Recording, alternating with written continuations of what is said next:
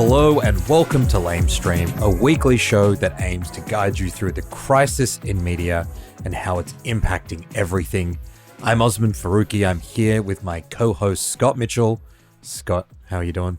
I'm doing very well. There hasn't been a lot of news where I am. I did manage to get all of the weekend papers, hard copy, which I don't often do. Went to the cafe, did the Good Weekend quiz with my parents in hard copy, which has been a while. How are you doing? I feel sort of sad about the fact that I ask you how you're doing and you're telling me a story about the weekend quiz, which was now 4 days ago. Nothing else going on? Not that much in the Tweed. It's been a bit rainy. It's been a bit damp. I've gone on a couple of runs. I mean, what can I say? How are you? Scott, I'm good. I am good. And I promised this a couple of times on this show now that I won't start every week talking about conspiracy theories. This has kind of become one of my recurring bits since we were talking about the Bureau of Meteorology. But look, man, this week we've got to talk about Jeff Epstein and Donald Trump and the battle for the heart and soul of the MAGA movement, and how a guy that, the kind of QAnon Trumpy base elected to kind of blow up the deep state and get to the bottom of the elite liberal pedophile ring, now is like weirdly connected to it and is pretending like there's nothing to see here. It's a very, very strange, number one political issue to be going on in America, isn't it? Are you going to explain how any of this is a conspiracy theory? It's fascinating. I mean, it is literally maybe going to implode the Trump presidency and the MAGA movement. It is, maybe going to expose some incredibly hectic things about, various arms of the US state. It's pretty wild. And it's a good kind of point you're making about whether this is in fact a conspiracy or not, because we know Jeffrey Epstein did terrible things and trafficked, people, and he was in prison for that. Ghislaine Maxwell, his kind of co-conspirator, is in prison for that. And everyone sort of agrees that this is a real thing. And then all of a sudden Trump's like, what are you guys talking about? There's nothing else to see here. There's no list. There's no indication of untoward behavior in terms of his alleged suicide in prison. So now he seems to be saying back to his base, hey, there's nothing to see here, which obviously led journalists and investigations teams at big newspapers like the New York Times and the Wall Street Journal to actually dig into the connections between Trump and Epstein, and they found some fascinating things. I did not know, for example, that Virginia Jeffrey, who was one of the first people to go public about her time with Epstein and Prince Andrew, she was spotted by Jeffrey Epstein at Mar-a-Lago when he was hanging out with Trump there, and she was a spa attendant. But I think the most significant kind of revelation in the last week has been this Wall Street Journal story that found this, what they called, quote unquote, bawdy letter that Trump had written Epstein, which suggested a very close friendship, and perhaps, depending on, how conspiratorial you want to get, was alluding to their mutual interest in very young women.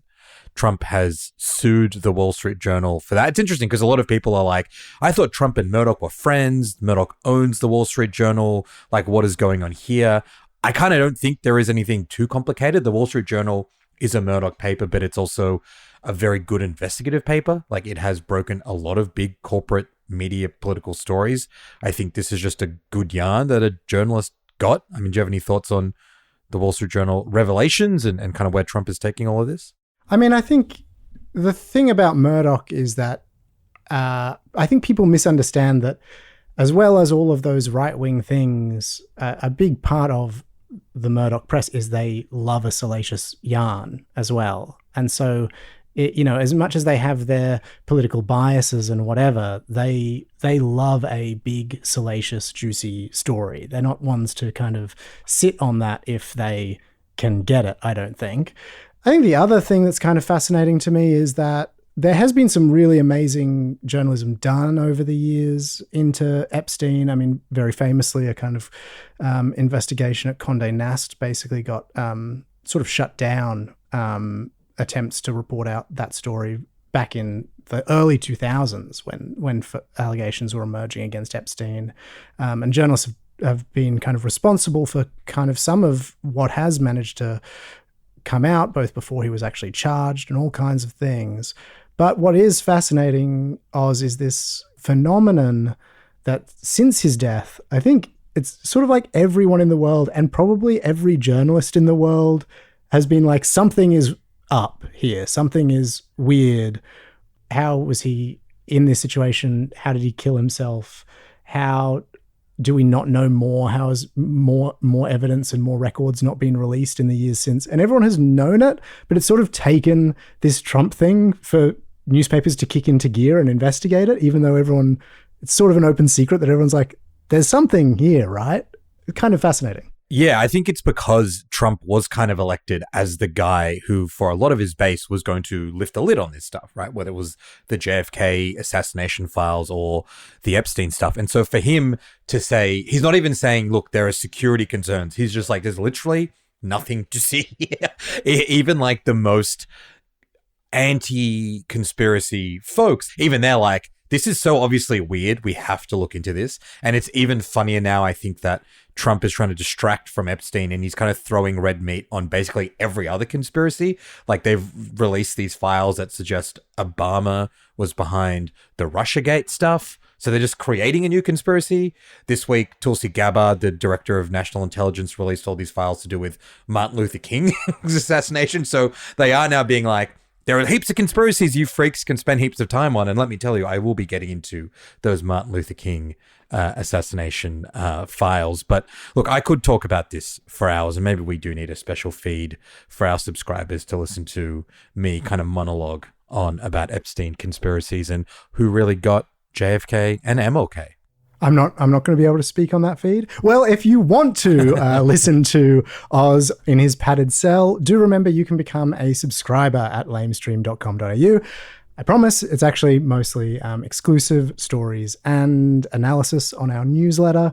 But the other thing, Oz, is that it is the best way to support what we do and help us keep doing this podcast. You know, it's the equivalent of kind of buying us actually, I was going to say each of us a coffee a month, but it's $9.90. I don't know anywhere you could get 2 coffees for $9.90 anymore, except for like 7-Eleven or a regional bakery. But anyway, $9.90 a month, and best way to support us, help us keep this podcast going and get the newsletter. For the price of not even a coffee each a month, you can support Lamestream. It's a bargain, really. It's incredible. I mean, that means that you and I have to share, you know, which coffee we drink a month. Yeah, we could get like a mugacchino with a marshmallow on the side and split it. All right, let's get into what is on the show this week. This Saturday, Scott, Triple J will be counting down the hottest 100 Australian songs of all time after more than 200,000 people participated and voted for their favorite tracks. It's supposed to be a joyous celebration of Australian music and all the wonderful artists and songs that we have in the back catalogue, but it's actually also put a spotlight on the crisis facing the local music industry and how hard it has become for Australian artists to make a hit in a music landscape that's now dominated by a tiny number of international conglomerates and algorithms. And it's also put the focus on the increasingly shrinking role Triple J itself is playing in developing a new generation of Australian musicians. So we're going to take a look at what's really behind this countdown and why it is a warning sign as much as a celebration of Australian music. And Scott, in keeping tabs, we're going to look at another big media story out of the US this week. The announcement that Stephen Colbert's Late Show is being axed and what the ramifications might be for the Australian media landscape. Yes, I said Australian media landscape. There is a link and we'll get into it later in the episode. Plus, we'll look at the ABC reporter who smuggled an indictment of Israel into an otherwise relatively dry piece of economic analysis. But Scott, let's start with the biggest story in the world right now and how it's being covered in Australia. Talk us through how our media is handling the seemingly daily massacres taking place outside aid depots in Gaza. Yeah, that's right, Oz. I mean, we've talked about these ongoing massacres now for a while. I mean, these shootings at aid delivery sites began almost 2 months ago now, I think it's worth saying. And UN says 900 have been killed as they've come to get aid from these sites. And it's worth saying these are happening as we're recording this. Another happened just overnight. But this week was the deadliest. To bring people up to speed, many will have seen this story, but amid this huge hunger crisis and famine, a convoy from one of the few international organizations still allowed to operate in Gaza by the Israelis, the UN's World Food Programme. They had a convoy of 25 trucks that went across the border on Sunday. And the World Food Programme say that, as they came upon a large group of Palestinians anxiously waiting for food, despite assurances that, the Israeli military would not be anywhere near the convoy route or distribution sites, they say that Israel opened fire on the crowd, Israeli tanks, snipers, and other gunfire. At least 80 people were killed, if not more. And look, it will surprise no one listening, Oz, to know that there were a huge amount of problems with some of the ways that this news got relayed in Australia. No and some way. Of the language. No way. Surprise, surprise. I don't really want to go over every single skerrick of language used, Oz, because I think people are familiar with a lot of the problems now. I do think, though, I found something that I find much more concerning than the regular conversations we have about framing and kind of false balance and all that.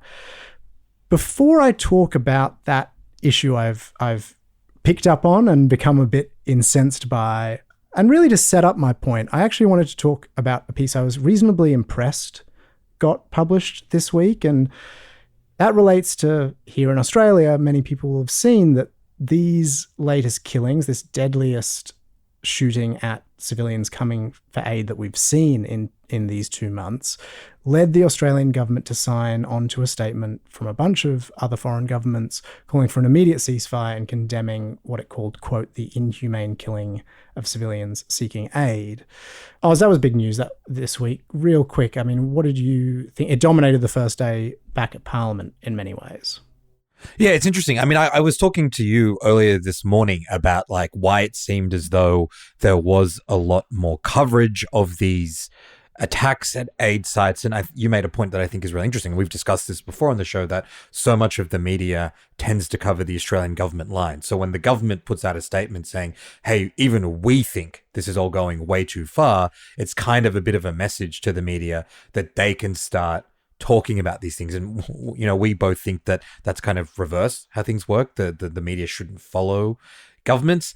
I'm interested to hear about the story that you're going to cite. I mean, just on the government signing that statement, certainly better than nothing. But to me, it still feels like 2 years into this, the best the Australian government is doing is finding new countries to sign statements with. I mean, we've sanctioned Russia for less than this. And certainly the Israeli government is aware of the fact that it can shoulder these statements. What they're really worried about is potential sanctions or the cutting of ties. But I think that is what one of the stories you're going to talk about kind of gets into. Yeah, that's right. I mean, the one that I wanted to set this up with that I was reasonably impressed with was the ABC's Laura Tingle, who's just taken up this kind of new role as global affairs editor after being kind of national and federal politics focused for a long time. She wrote a piece on Tuesday evening analyzing this statement. And, the piece says Western governments have been too slow and reluctant to criticize Israel as it has become more and more of a rogue state. In it, Tingle points out that these statements are really behind what humanitarian organizations want governments like Australia to be doing, which is to end all military assistance to Israel, to ban trade that facilitates illegal settlements, and to work on sanctions against Israeli officials responsible for war crimes. And if anyone goes and looks this up, you'll see that Tingle states some of those things as facts. She states Australian military assistance to Israel as a fact, which despite the Albanese government denying, we know Australia is still exporting military parts to Israel. Most recently, shout out to Declassified Australia, Peter Cronau and Ant Lowenstein for some fantastic reporting on that. She uses the term war crimes as a fact, which she is right to. At this point, Oz, it's undeniable.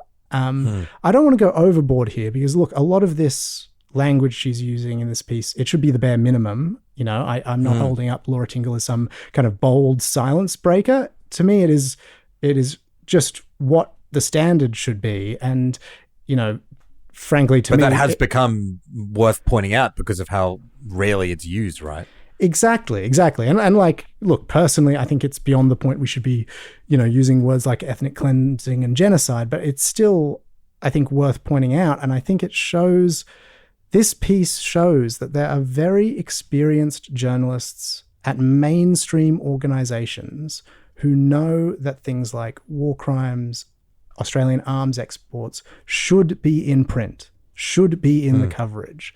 And it's possible to get it into print at mainstream publications. And what I will kind of use this piece to propose to you, Oz, is that what is happening now in media in this phase of the reporting is that if you look across a day of coverage at a bunch of the outlets, but let's use the ABC.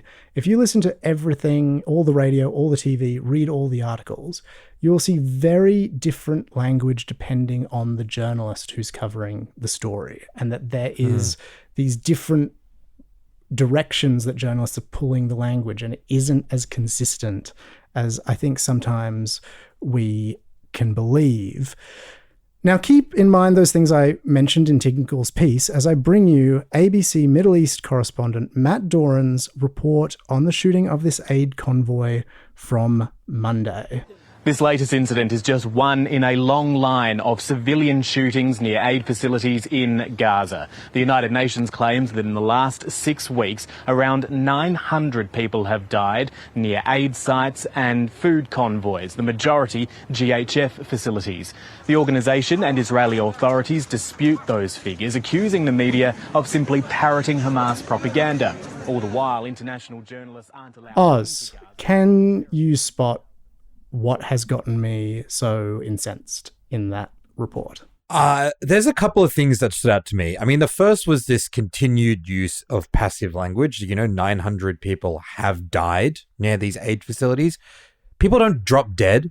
People are being gunned down by the IDF or mercenaries here. But the end of that clip, the accusation that, that the Israeli government is shooting people as Hamas propaganda, that feels like the ABC journalist there, Matt Doran, carrying a lot of water for, alleged war criminal Benjamin Netanyahu. Yeah, this phrase Hamas propaganda, I got a bit fixated on it. And the ABC's Middle East Bureau seems very fond of quoting that and putting it in their stories. You won't see it get space in stories that are filed by journalists here in Australia. I couldn't find it anyway. But in several different packages on Monday, not just that one, but there was another TV story, there were also radio stories, that phrase Hamas propaganda was in those. Last week, a totally different shooting, it was in that story. And look, going back to the most egregious example, which is when Israel first started this new aid distribution system with this private company after months of total blockade. And we actually spoke about this at the time, Oz, but it was in a report from Matt Doran where he said, quote, "The senior Israeli official described claims of famine in Gaza as, quote, propaganda made by Hamas and echoed by irresponsible reporters." So that the idea of famine in Gaza was propaganda made by Hamas and echoed by irresponsible reporters. Oz, I tried to find if any other credible news outlet in the entire world lets the Israelis call things like famine or UN figures on killings at aid sites Hamas propaganda, whether they let Israelis say that, let alone attack journalists as parroting that propaganda or being irresponsible in reporting on it. Literally the only places you can find that language, Hamas propaganda, get into print is kind of wacko, blatant right-wing outlets like the Daily Wire and, sorry, but Sky News Australia. I did find one example in the New York Times, but there they quote it in the most sarcastic way that you can do in journalism, which is saying a spokesperson failed to provide answers, but did label all the allegations as, quote, Hamas propaganda, which, Oz, is the universal journalism code for this statement sucks. The reason why I'm so focused on this, Oz, and how this keeps getting into print and onto the air is these reports of killings, war crimes, starvation, they are not coming from Hamas. It is coming from the UN, from dozens and dozens of independent, non-political aid agencies. It's coming from whistleblowers in the IDF who are telling Haaretz that their fellow soldiers are indiscriminately firing on unarmed civilians queuing for food. It's coming from whistleblowers among the private security contractors at aid sites who are telling the Associated Press their colleagues are doing the same, gunning unarmed people down. You know, if Matt Doran wants to include an Israeli denial, I have no problem with that. Go for it. Israel denies this is happening. We can quibble on that, but to say that these organizations and whistleblowers, to cast aspersions and slurs on them that they and their claims are Hamas propaganda is such an editorial failure to me. None of this is coming from Hamas, let alone to also cast that against the journalists who are doing the work to verify these stories and report these stories out, saying they're irresponsible or parroting Hamas claims. There is no reason why that should be included as a response to any of this. And it blows my mind that it's making it to air. I think it's really interesting that you kind of specified why this is happening in a way, right? Because the ABC, like all credible news organizations, wants to include an Israeli government line on these allegations, accusations, reports, incidents, whatever. Like you said, the ABC could include that denial that they are forcibly starving Gazans. They could just say the Israeli government denies this. It is a choice to specifically say they're denying it and accusing everyone who is pointing it out of spreading Hamas propaganda, and also a choice to then add on to that independent journalists verifying it are responsible. These are deliberate choices that aren't just the bare minimum of providing two sides to a story that the ABC is obliged to do. It's weighing in, it's kind of tipping the scale significantly in favor of the Israeli government perspective. And I don't know, I'm interested in your view as to why you think it's happening. My kind of 2 cents on why the ABC in particular is doing this is because, you know, you have journalists who have come up through the current ABC system where all the criticism, all the backlash, all the things that you as a journalist and your editors freak out about are what the most powerful people are saying and what complaints they might make, whether that's the Liberal Party or whether that's the Israeli government. So you don't care ultimately, because you might get pinged by lamestream, or you might have people on social media, you know, getting annoyed at you, or you might lose your audience because you're spreading such complete nonsense. But ultimately, you're just worried about getting that email from the IDF or from the Israeli government, who have got people monitoring every single word you say. That's probably why they're doing this stuff, but I don't know if you've got a different take. No, I think that the culture of fear of this current era of the ABC, the last probably 10, 15 years, becoming increasingly kind of afraid of criticism, I think is definitely a part of it. I think the other part of it is that, as I say, if you listen to a whole day, which I have done, there will be other reports filed that don't include that most egregious thing I mentioned, that would never use that Hamas propaganda thing. And that those stories are often filed by the journalists who are here in Australia. And I think some of them are doing actually a really good job. I think corollary to your point is that I think it's long been pointed out that the fact that the ABC bases its Middle East bureau out of Jerusalem is maybe a problem. And I think that it's worth asking whether, under the current climate that you spoke about, everything we know, whether that bureau has become kind of particularly under the thumb of Israeli PR and the media spinners there who they're interacting with every day, because they're spending much more time with them than they are with people in Gaza. Obviously, Israel shuts them out, which, to be fair to the ABC, they do disclose that and they do mention it. But I think that is an interesting thing about where the journalists are based and who's maybe getting the most access to them. That's interesting. And I think it continues to be underrated that the ABC's former Middle East correspondent, Tom Joyner, was basically character assassinated by the press in Australia and international law. And now I don't know what he's up to. I haven't spoken to him in a long time, but I believe he's a freelance journalist working in London, which is extraordinary in terms of if the ABC's pivoting away from the backlash that Joyner received, it makes sense why the new bureau seemingly is so kind of closely aligned to the Israeli government. Yeah, or afraid of being anything but that if the last guy got, publicly shamed. Totally. The other thing that stood out to me, Scott, in the last week is how, if you read a lot of the most popular and widely read news outlets in Australia, kind of aside from the ABC, you're less likely to see prominent coverage of these massacres at aid sites. And in particular, you're more likely to see headlines like Hate Report exposes overt effort to normalize anti-Semitism, or former governor calls for stand against hate speech at pro-Palestine protests, right? Those are both stories from The Age this week that were given more prominence than stories on what you were just discussing, what was going on in Gaza. And it feels like The Age, more than any other paper at the moment, aside from perhaps The Australian, is extremely focused on not just the issue of anti-Semitism, but specifically trying to link it to the pro-Palestine movement. This is what The Age seems to be doubling down on, even as we've discussed, other media outlets are starting to cover the horrific war crimes occurring in Gaza. And I want to start with that story about the former Victorian governor's comments, because that was a really weird story for me.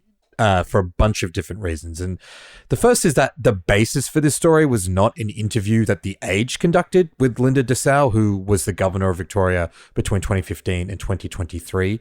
It's actually an interview she did with former radio shock jock Neil Mitchell on his podcast. And it's kind of unusual. A paper would churn a story like this. Maybe if Mitchell had interviewed the PM and he'd said something extremely newsworthy, it makes sense for a political reporter to write that up. That's interesting to their audience. But the idea that an interview with a former official that most people in Victoria probably couldn't name, that she did on a former Shock Jocks podcast, stood out to me as something very odd, very unusual. Yeah, I think the strangest thing to me, and you sent this article to me when it was published, was just to see a paper like The Age doing what in the trade we would call a rip and read, which is where you basically take what is aired elsewhere or printed elsewhere and bash it together into a story. Traditionally, that's been the area of your kind of news.coms or kind of commercial radio news will do that with stories from the paper, just kind of rip and read them. And I think you can probably do a story about Dessau's views, like as a former governor of Victoria, but it was strange to see The Age, which would hold itself up as kind of the best journalism in Victoria, do a pull together rather than kind of push it forward, whether it's like put questions to her, get someone else to speak, like do something rather than republish a Neil Mitchell interview, really. Yeah, that used to be the kind of difference, right, between your news.com to Daily Mails, where they would listen to the shock jocks and they'll just write a story, where a place like The Age would be like, okay, that's interesting. Let's try and do our own interview. Let's ask our own questions, or let's get a different source. So that kind of didn't happen here. And I guess from the paper's perspective, there's two benefits to doing this one. I was trying to think as to like why they seem so intent on doing this particular story.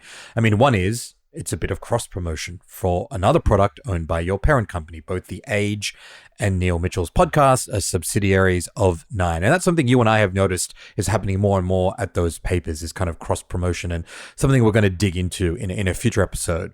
But I guess secondly, with this particular story, you can also continue your campaign as The Age to, in my view, pretty outrageously condemn the entire pro-Palestine movement as anti-Semitic. And that goes to what Dessau actually said, right? So she said a couple of things that made this story noteworthy. She said that chants like death to the IDF was hate speech, and that other slogans at these rallies, from the river to the sea, Palestine will be free, was also hate speech because it called for the eradication of the state of Israel. And this is not the first time the papers tried to say that these protests are inherently anti-Semitic. But she said something else, Scott, that really, really got my attention, because even the most pro-Israel figures in this debate haven't gone this far. And this is what Dessau said. She said that support for Muslim Australians after the September 11 terror attacks was stronger than support for Jewish Australians today. She says that Jewish Australians were very quick to ensure that Muslims didn't feel that they were being treated differently because of what happened on September 11. She also said that after the Christchurch massacre, the Australian community reacted very strongly to support Muslims and to help make sure that Islamophobia didn't kind of go out of control after both 9/11 and 2001. And I just want to say something, Scott. That is fucking insane. Like, that is a ridiculous comment to make. And I kind of hate that we keep being put in the situation where we have to talk about, is the Muslim community worse off than the Jewish community? It's a dead end kind of debate. But Dessau and The Age have put this in the national conversation, and it is worth pointing out. And I was there, man. Like, people have written books about this. The Islamophobia, the anti-Arab racism, the hatred directed towards brown people and particularly Muslims after 9/11 is so intense that it is a big part of the reason why the government and the media don't care that Arabs and Muslims and Gazans are being massacred every day, right? Like, the wars that we have seen, the millions of people that have died, is a direct result of the Islamophobia that arose from those 9/11 attacks. There is just no comparison to what happened as a result of that, how that fundamentally reshaped Western societies and fundamentally reshaped the Middle East, to what Jewish Australians are experiencing in Australia, notwithstanding, these anti-Semitic attacks that have occurred. I just found this to be kind of unfathomable thing for her to say. Yeah. I'd also add, we were both working at the ABC when Christchurch happened, and there was plenty of stuff going on of kind of, even as recently as that, of hate speech going on, of the kind of reticence for big figures to actually come out fully in support and solidarity with the Muslim community, and to sort of talk about it as a freak incident, or like the language around that of not acknowledging the racism and white supremacy behind that shooting. I think that for someone like Dessau, I can sort of imagine that, like as somebody who's like a patron of the arts and what have you, that like from her perspective, she may feel as if, like she's been, very much forthcoming with those things, and that she felt that way after September 11, and, like that she is like a nice progressive lady and doesn't understand why people are so angry. I can sort of get that, but to make that kind of claim and inject yourself into that discussion as kind of a public figure without reckoning with that or thinking about it more than, your immediate, knee-jerk reaction seems fairly irresponsible to just kind of give that a factual treatment in the broadsheet. Yeah, it's a good point about Christchurch as well. I mean, I remember Scott Morrison, the Prime Minister then, he just said that this is not an Australian issue. Like, he very clearly was not wanting to discuss this. Compare that to what Prime Ministers and political parties of all stripes have been saying about the need to, tackle anti-Semitism and the Special Envoy report that we've discussed. And even in media, right? Do you think there is an Islamophobia in media? As for all I know, I'm the only fucking Muslim podcast in this whole country. Like, as an example of, where balance of power lies. Anyway, I will say that the journalist who was, put in charge of this rip and read, as you put it, did point out in this story multiple studies that show that there was a rise in Islamophobia in Australia since 2001, and how it was linked to the Cronulla riots, and a Human Rights Commission report that pointed out basically that Dessau was just wrong. This is, I guess, a good example of what you can do if you've got to report those comments, is let them say them and then just point out how stupid they are. So that was something that caught my eye, because it was, I guess, close to home, but also pretty outrageous, and a contrast to what The Age could be reporting. And there was one other story that I wanted to talk about briefly. This was from the paper's state political editor, Chip Legrand, though increasingly, Scott, I feel like he thinks that refers to the state of Israel, not Victoria. And this was a report from something called the Online Hate Prevention Institute, which suggested that the release of Gillian Siegel's, the Special Envoy's report into anti-Semitism, generated an online torrent of Jew hating. And this report was not a comprehensive academic study. It was literally 113 posts from X, TikTok, and Threads that contained anti-Semitism, referenced these attacks against synagogues, and referenced Gillian Siegel's plan. The report's author in the story even mentioned that, these accounts posting them had very small followings. And I guess it just raised to me, what is the news merit of plucking 100 tweets, right? Or X posts, which has become notoriously anti-Semitic, fascist, racist, and all, shapes and forms from completely unknown people. Could be bots, could just be random people with tiny accounts, and broadcasting them to a national audience under the guise of saying, Gillian Siegel's report happened and then all this anti-Semitism was unleashed. It kind of just seemed a pretty spurious attempt to say, don't criticize Siegel because you might get lumped into being an anti-Semite. I didn't really understand the merit of this report.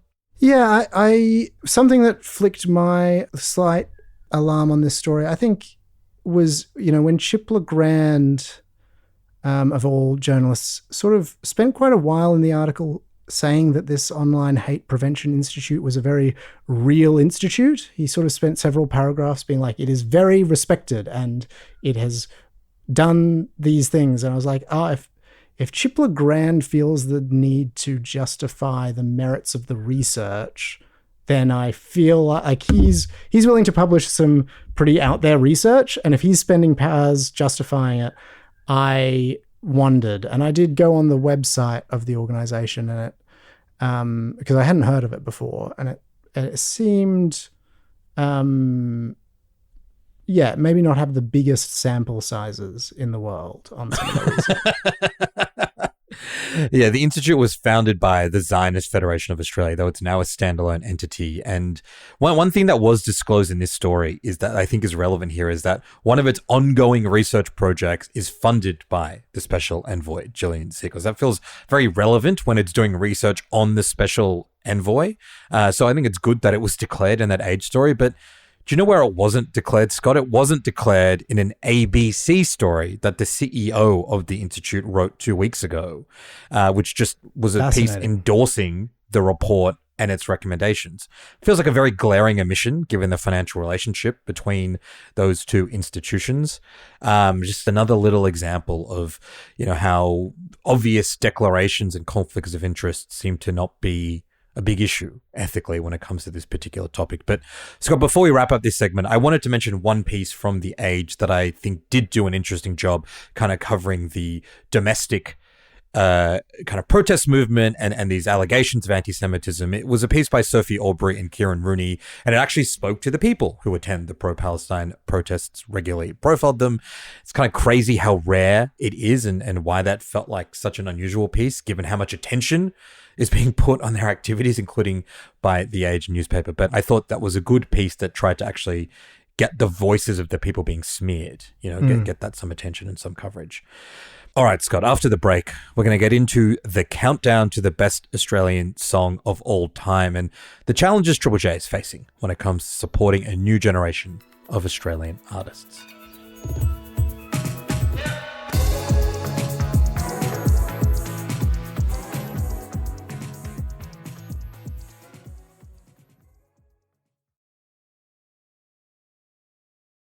Scott, what's the best Australian song of all time and why is it 77% by The Herd? Ha! Oz, do you know how I first came across The Herd 77%? No, tell me. The place that all cool young people learn about music, their performance on SBS's Insight program. That's awesome. That's awesome. A show that you would go on to work for as a producer. A dream come true. Jenny Brocky, the legend. And a show that I once guested on, which is also a dream come true. Not at the same time though. Damn. So many overlaps we could have met earlier.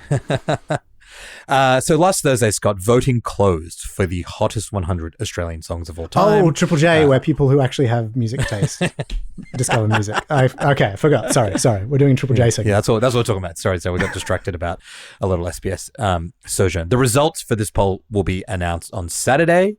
The bookies' favourite is My Happiness by Powderfinger. Hilltop Hood's Nosebleed Section's a close second.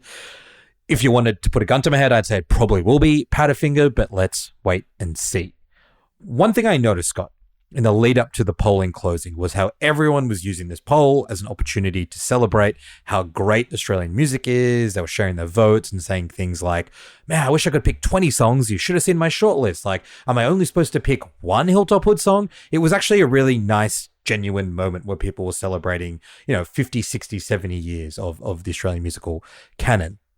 And it kind of got me thinking, actually. It's like, this is as great as it is to look backwards and celebrate our musical history, a big part of Triple J's remit, and to be honest, if not its main primary function, is to support current and emerging Australian acts. And given the enormous challenges that Australian artists and the music industry is facing, I started thinking like how a backwards looking poll fit into that. So I had a bunch of conversations with people who work in the music industry, including artists. I spoke to people who work or used to work at Triple J and had some really interesting conversations about this poll and where it fits into Triple J's place right now. If I had to synthesize all those conversations, I guess I'd say that the general perspective is that there's nothing wrong with this countdown inherently. It's not a bad thing. No participating in it is bad or harming the industry. And, I personally will be listening to the countdown with some friends on the weekend. But at the same time, given how significant the problems are across the music industry and at Triple J, there are people making some really valid criticisms of how there is now a risk that this countdown kind of papers over other issues the station has and might be stymieing conversation about what it could be doing better for Australian music. So I think this conversation that we're about to have is less about the countdown is bad and more about what the hell is music media, and especially Triple J, doing about the fact no one in Australia can break an artist or make a hit anymore. Does that make sense? Yeah, it does make sense. It does make sense. I myself have like a very, I feel like, complicated relationship and feeling about Triple J. I never worked there.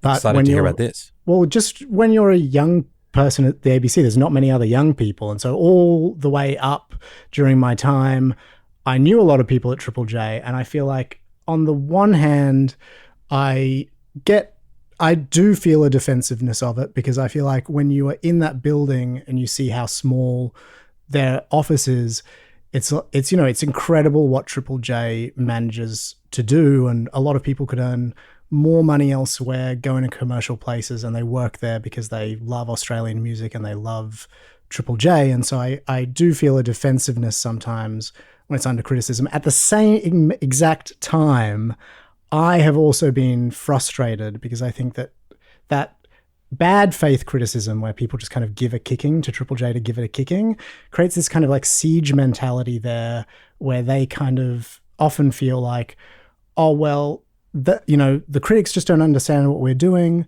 We understand young people. We have an insight into our audience. We know what we're doing. And there can be a kind of like I think a protectiveness and a siege mentality and so that can mean that good faith criticism or like other perspectives don't quite penetrate the bubble world of Triple J. So I hope that we kind of can have a conversation that kind of like does the good version of that, I guess. Yeah, I think that's good framing. I think like a lot of our conversations around the ABC is like we believe in these institutions. We care a lot about them. We think they should be stronger and healthier. And we'd rather that, we are the people who engage in that kind of critique from that perspective than other outlets, particularly like News Limited, Murdoch, who just want these places to be destroyed, right? So it's a good faith attempt to talk about. So let's get into it. I think what the countdown has done so far is sort of served to remind people how much great Australian music there is and how popular a lot of this music was. And it's sort of hard then to avoid the contrast with the current situation. There's a reason why, Scott, the bands that will dominate this countdown, whether it's Powderfinger or the Hilltop Hoods or UMI or Spacey Jane or Tame Impala, why they're going to dominate. It's not just because it's good music. It's because there was an entire ecosystem that supported them, right? Just very quickly on the touring side, we had venues all over the country, music festivals that gave these artists opportunity to build audiences.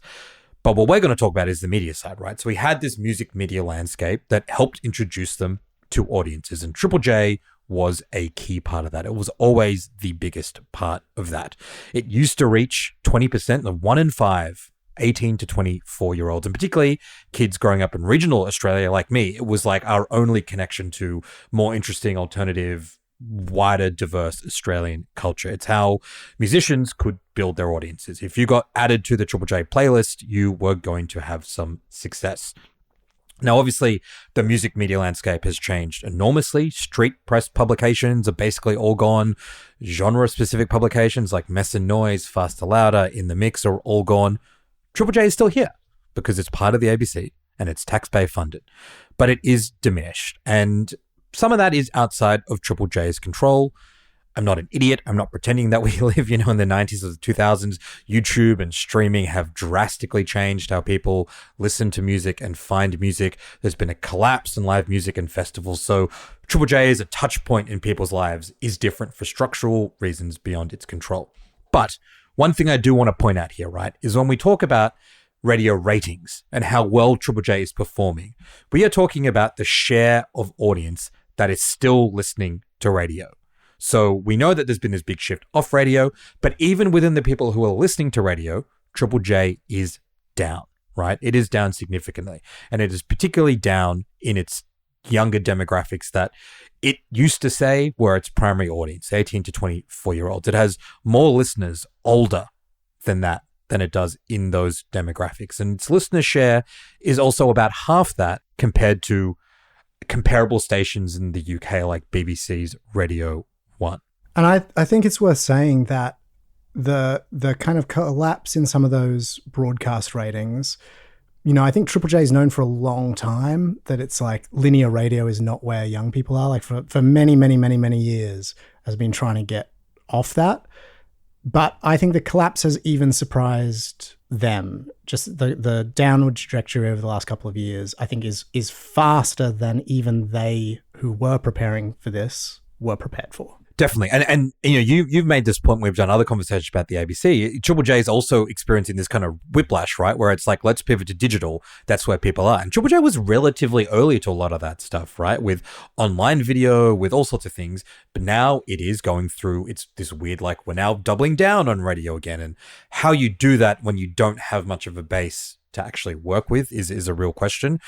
But there's been some, I would say from the conversations I've had, quite controversial, more recent changes they've made that I think are exacerbating some of these problems. They unceremoniously dumped Richard Kingsmill in 2023. He's their long-running music director who is credited with, blowing up a lot of Australian acts and just being very in tune with what was going on in the Australian music industry. The network now is ultimately run by Ben Latimer, who we've previously discussed on this show, popped up as one of the managers involved in the Antoinette Lattouf sacking. He's formerly of Nova.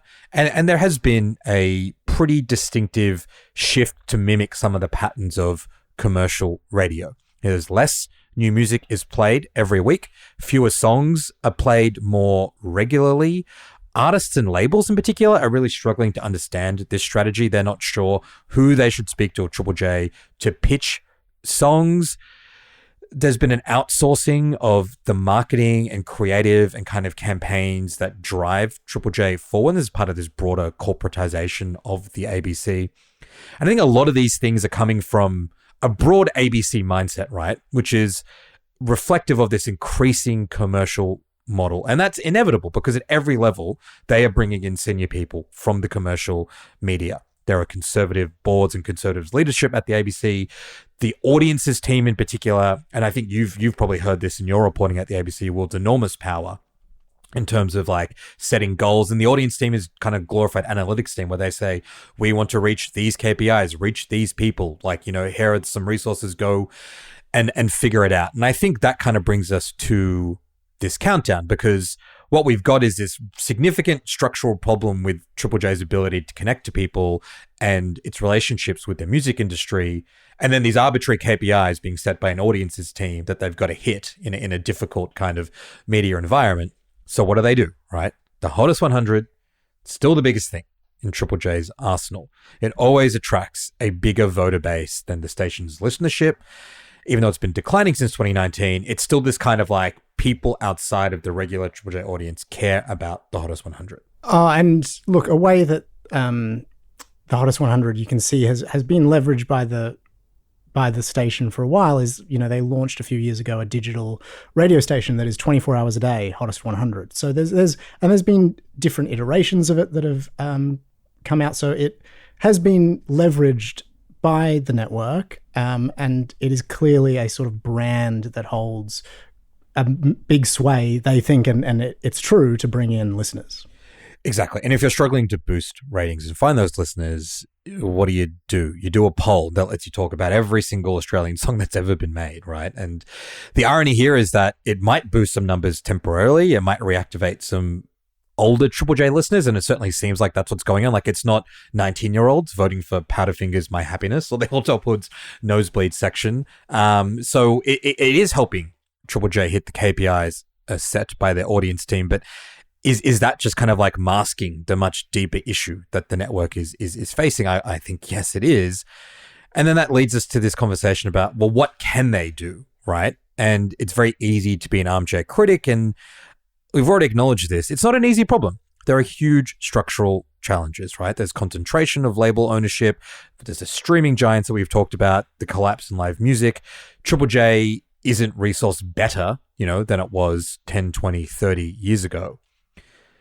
But even though there are those challenges, I don't think that means that Triple J, the leadership of Ben Latimer, the leadership of the ABC generally have a get out of jail free card. Like, it's actually amazing when you think about it, right? We have this taxpayer funded network with the explicit goal of supporting the Australian music industry. That is the reason Triple J exists. It doesn't exist to just get audience share for the sake of it. It doesn't exist to make sure that, the right number of people are listening at the right time of day. It doesn't exist to get clicks on a website for the sake of it. It exists to support the Australian music scene. And if that isn't working, which it isn't, we should understand why and figure out what to do. And I thought there was an interesting intervention in this debate by Ben Lee, the musician who probably will have a couple of tracks in this countdown. He did an interview with a friend of the pod, Thomas Mitchell. I put a link to it in our newsletter last week. Ben Lee was saying the Hottest 100, the general Hottest 100, which includes increasingly fewer Australian songs in the top 10 and is largely like commercial pop focused these days, they should punt that over to commercial radio. Triple J should just do a countdown every year of the best Australian songs. And I was thinking, should Triple J just play Australian music now? Like, in a landscape where it's easier than ever to listen to Billie Eilish on Spotify or on YouTube or on every other commercial network, how does Triple J define itself differently in a way that can build audience and also promote Australian music? I thought it was interesting that conversation was happening. It's not just you and I talking into a vacuum, like Ben Lee's thinking about this stuff. I wondered what you thought about his intervention and the kind of general idea about how Triple J could shift. I think we're going to have a debate here, Oz. People keep saying we agree. I think we're going to have a debate. Let's do it. Want to preface this by going, I love Ben Lee, both the music and his renaissance as a podcaster and commentator. Shout out Ben Lee, another boy who made it from Bondi's mean streets to the big time of podcasting. But Oz, I have to say, I think he is totally wrong on this. I think that people on the artist side, like Ben Lee, look at media like a giant platform, right? They look at Triple J and they go, you have this megaphone. If you just gave it to Australian music, that would save us. But to me, Oz, audiences are not like that. You need to be a part of the conversation the audiences are having, and particularly in music and pop culture and youth culture, I would say even more than anything.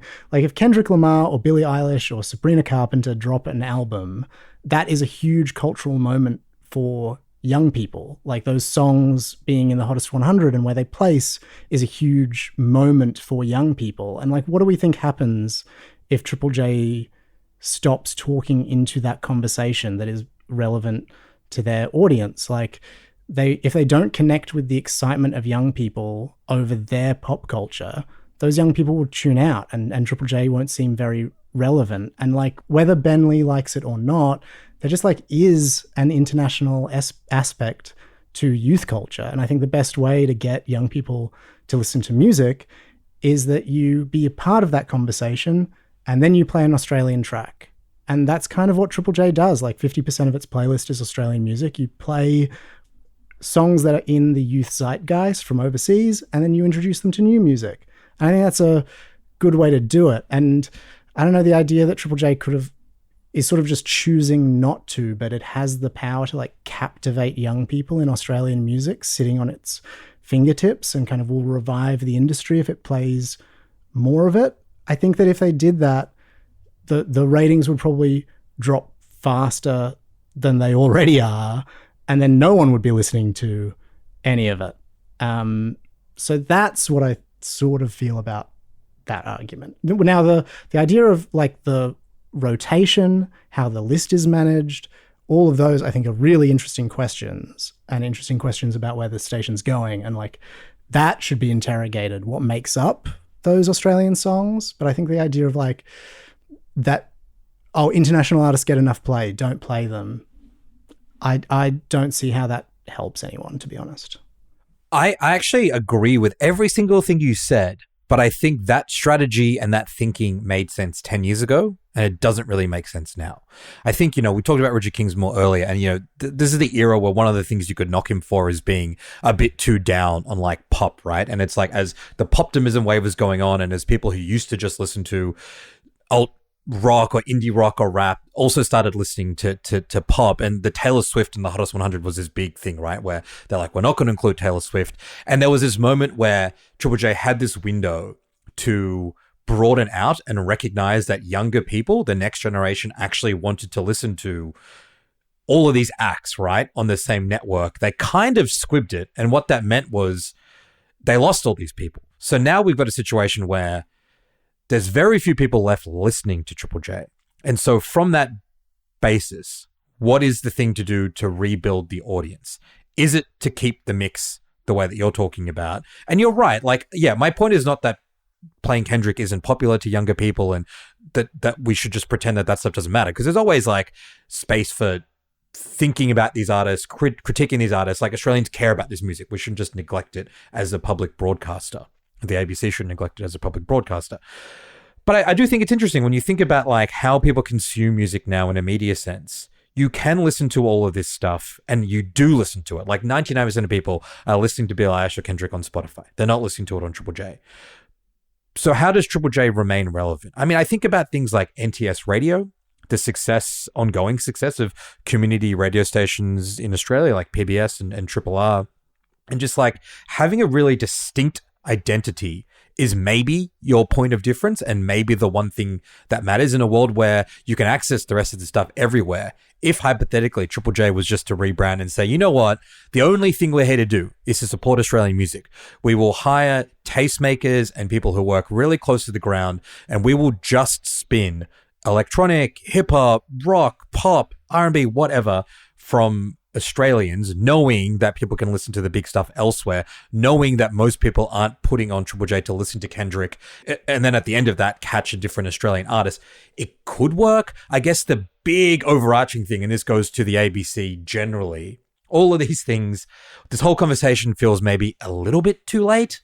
Like when it comes to TV and radio, the opportunity to retain those audiences and build connections with the younger people is kind of gone, and you just have lost them. So maybe it doesn't matter what they do. Maybe you just can't get these people back. In terms of that, potentially it's too late. I would just caveat it though with, I think that the thing that I think people at Triple J rightfully get frustrated with is that a lot of external media focuses on those radio ratings. It's a big story that Triple J's declined that much.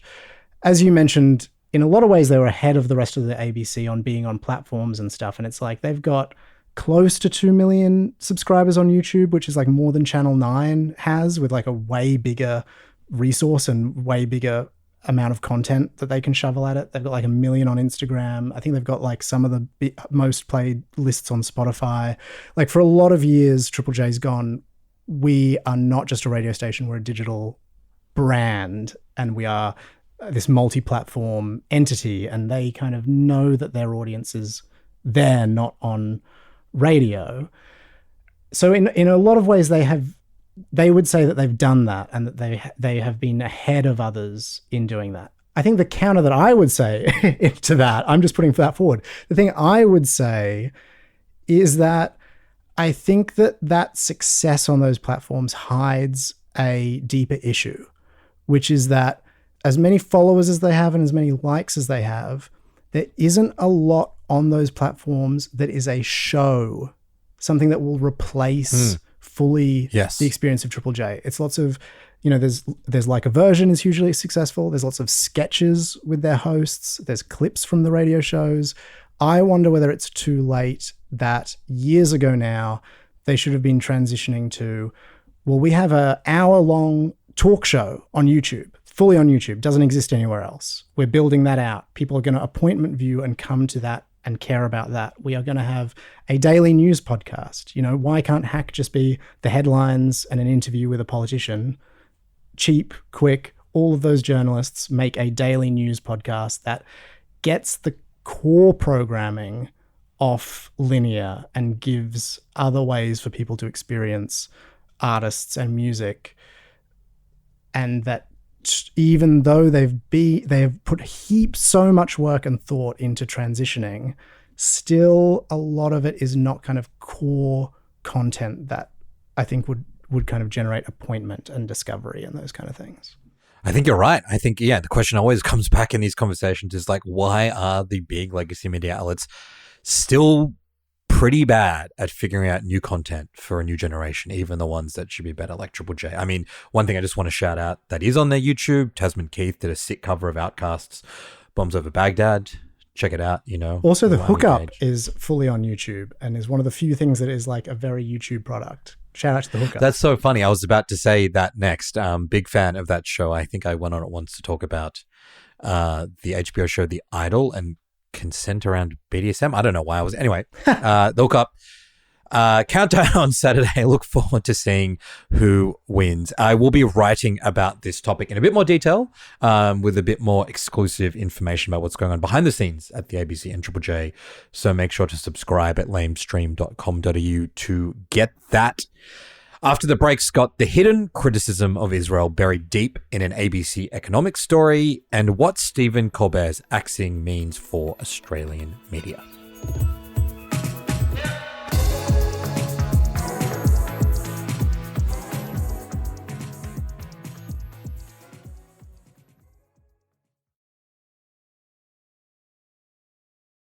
Scott, earlier in the week, I sent you an article on the ABC. You probably thought it was one of the more boring ones that I've sent you when you saw the headline. It was Ken Henry wants Australia's media to do a better job. And it was a picture of the Rudd-Gillard era Treasury Secretary Ken Henry. The piece, though, took a turn, which is what caught my eye. I don't know why I clicked it or why I decided to read this far down, but I'm glad that I did. Because even though it starts talking about a National Press Club address Ken Henry gave, the writer, the ABC business team's Gareth Hutchins, took a left turn and started talking about how journalism is fundamentally broken, and even managed to talk about a legal judgment that found that criticism of Zionism was not anti-Semitic, and how that judgment should lead journalists into thinking more critically about how we cover Israel. Gareth, welcome to Lamestream, my friend. Yeah, brother. What did you think of this story, Scott? Yeah, I mean, lifetime membership to the Lamestream family, Gareth. I mean, you sent this to me, and I really think we should make this like a new regular segment, and it's something that I would like to dub like, this genre of article is slipping one past the news desk.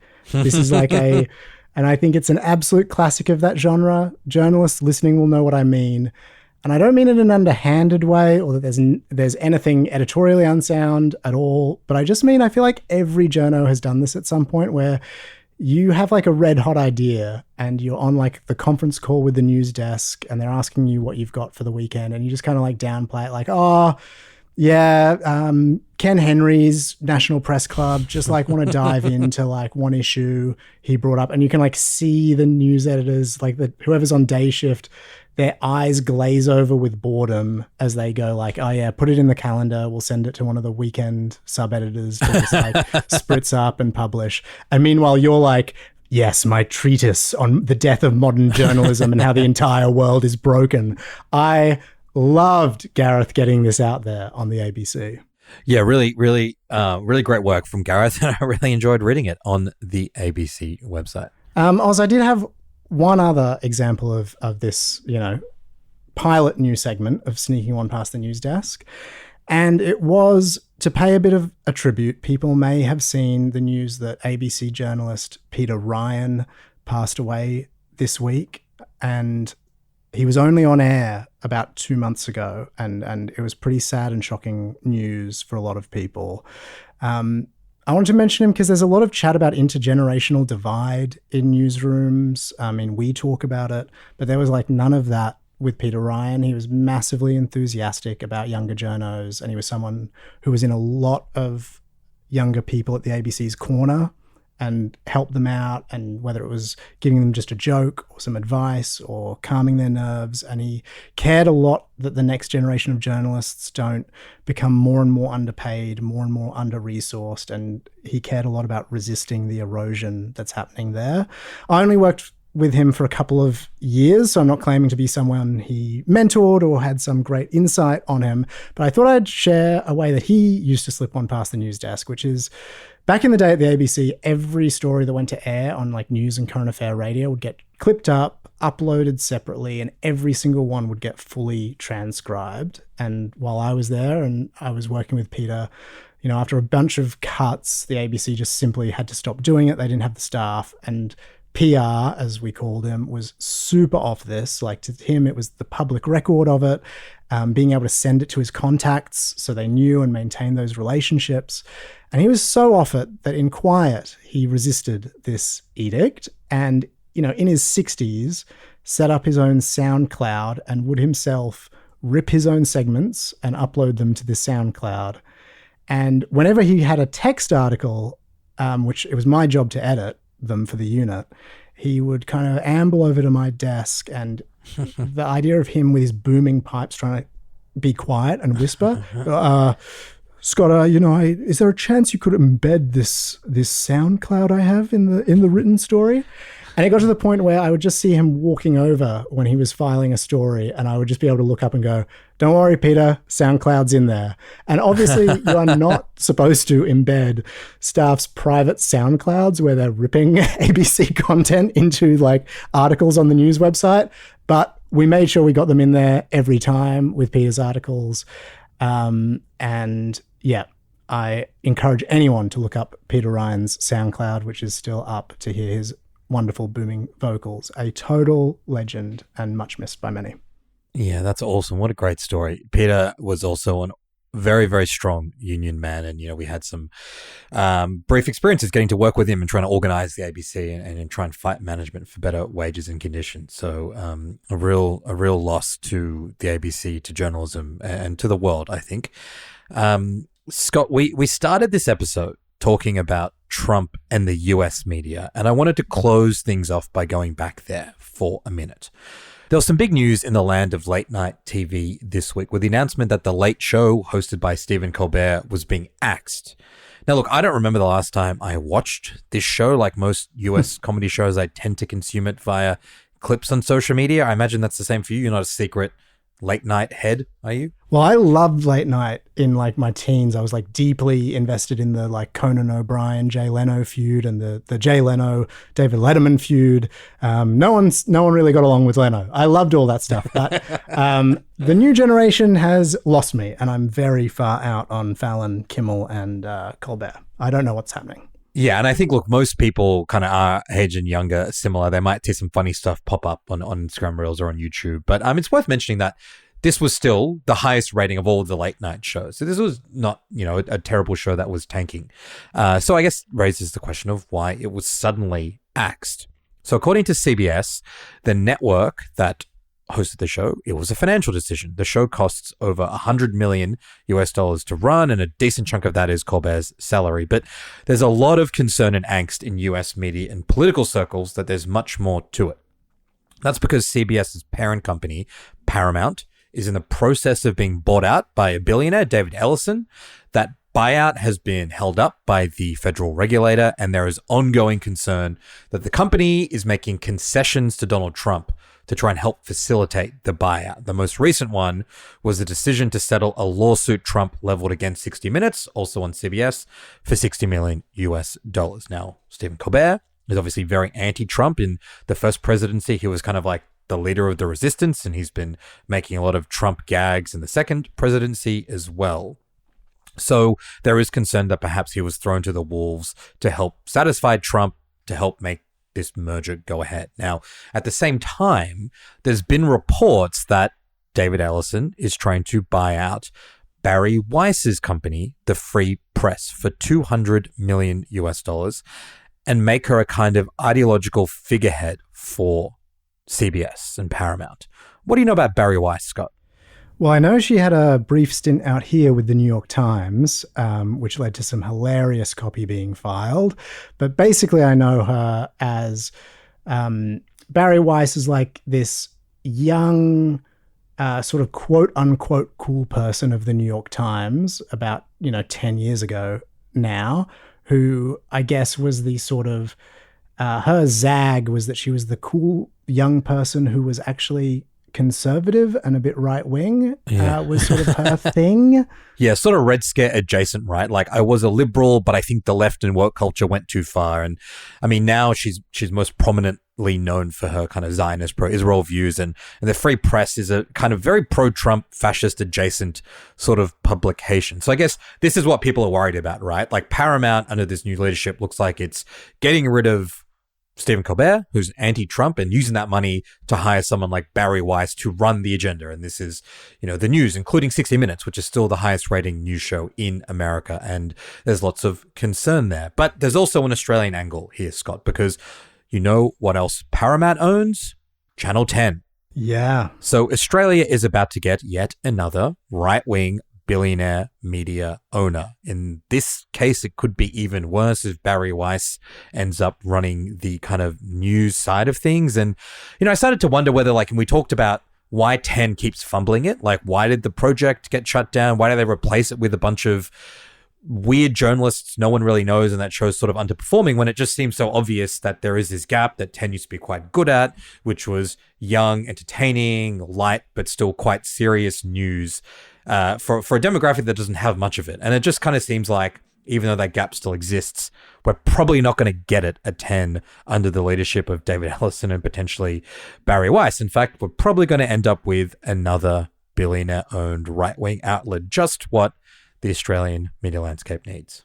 Yeah, and I think with people like, whether it's our friend Erin Molan, previous character from the show, or like Miranda Devine and a whole bunch of kind of right-wing Australians who are like pretty big in the US political scene, it'd be naive to think that 10 is just kind of off Paramount's radar. There are very connected Australians in the right-wing media ecosystem, and I have no doubt, would want to chat to David Ellison or Barry Weiss if she gets a prominent role there, and say, hey, Channel 10, give me a show on there, or kick off my enemy, or whatever it might be. Maybe we should put a pitch into Barry Weiss, give Lamestream a show on Channel 10. Or come on the show, Barry. Talk about what your plans are for Channel 10. But that's, I think, it. Yeah, also chip in at lamestream.com.au, especially if you're worried about David Ellison and what's going on in the media landscape. Support independent media. Scott, that is it from us. Thank you to you. Thank you to our producer, Bez. We'd love it if you left us a review, you shared the podcast, and feel free to email us any questions or tips at contact@lamestream.com.au. Scott, see you next week. See you next week.